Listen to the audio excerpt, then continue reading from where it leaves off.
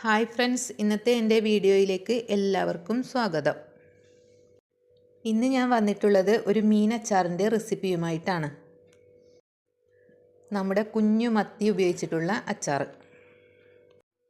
ഇതിനായി ഞാൻ 1/2 കിലോ കുഞ്ഞു മത്തി എടുത്തിട്ടുണ്ട്. ഇതിനി കഴുകി വൃത്തിയാക്കി കൊണ്ടുവരാം. വൃത്തിയാക്കിയ മത്തി ഇനി ചെറിയ കഷ്ണങ്ങളാക്കി മുറിക്കാം. ഇനി ഇത് ഫ്രൈ ചെയ്യാനായി കുറച്ച് ഉപ്പ്, 1/2 ടീസ്പൂൺ മഞ്ഞൾപ്പൊടി, 1 ടീസ്പൂൺ മുളക് പൊടി, 1 ടീസ്പൂൺ കുരുമുളക് പൊടി ഇവയെല്ലാം ഇട്ട് നല്ലപോലെ മിക്സാക്കി അരമണിക്കൂർ റെസ്റ്റ് ചെയ്യാൻ വെക്കാം.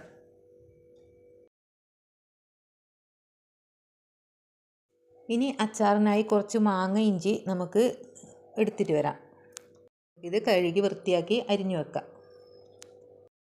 ഇനി ചീനച്ചട്ടി അടുപ്പത്ത് വെച്ച് മീൻ ഫ്രൈ ചെയ്യാൻ തുടങ്ങാം. ഫ്രൈ ചെയ്യാനായി കുറച്ചധികം വെളിച്ചെണ്ണ ഒഴിച്ചു കൊടുക്കുക. മീൻ പൊടിഞ്ഞു പോകാത്ത വിധത്തിൽ അധികം ഇളക്കി കൊടുക്കാതെ ഫ്രൈ ചെയ്തെടുക്കുക.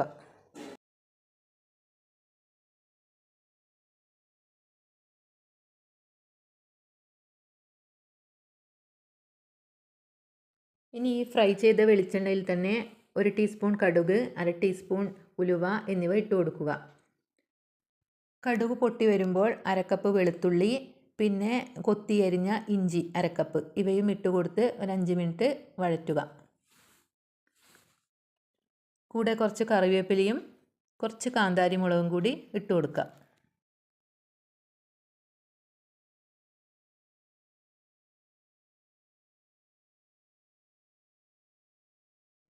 നിങ്ങൾക്ക് വേണ്ടിയെങ്കിൽ ഇഞ്ചി വെളുത്തുള്ളി പേസ്റ്റ് ചേർത്ത് കൊടുക്കുക. പക്ഷേ ഞാനിവിടെ വെളുത്തുള്ളി അങ്ങനെ തന്നെയാണ് ഉപയോഗിച്ചിട്ടുള്ളത്.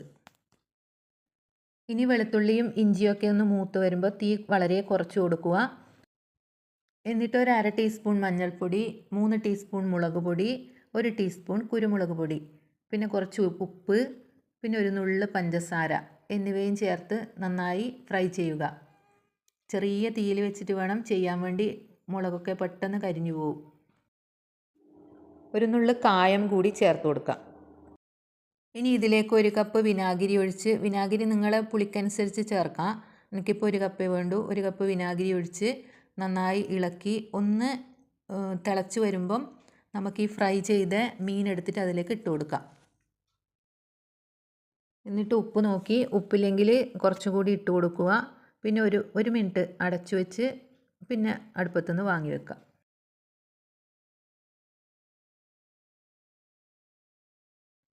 അപ്പോൾ ഇത്രയേ ഉള്ളൂ. നല്ല അടിപൊളി മത്തി അച്ചാർ റെഡിയായി. നല്ല ടേസ്റ്റാണ് കേട്ടോ കൂട്ടാൻ വേണ്ടി. നല്ലവണ്ണം തണിഞ്ഞതിന് ശേഷം മാത്രമേ കുപ്പിയിലാക്കി വെക്കാൻ പാടുള്ളൂ, ഇല്ലേ പെട്ടെന്ന് ചീത്തയായി പോവും. അപ്പം അടുത്ത വീഡിയോ ആയിട്ട് ഉടനെ വരാം.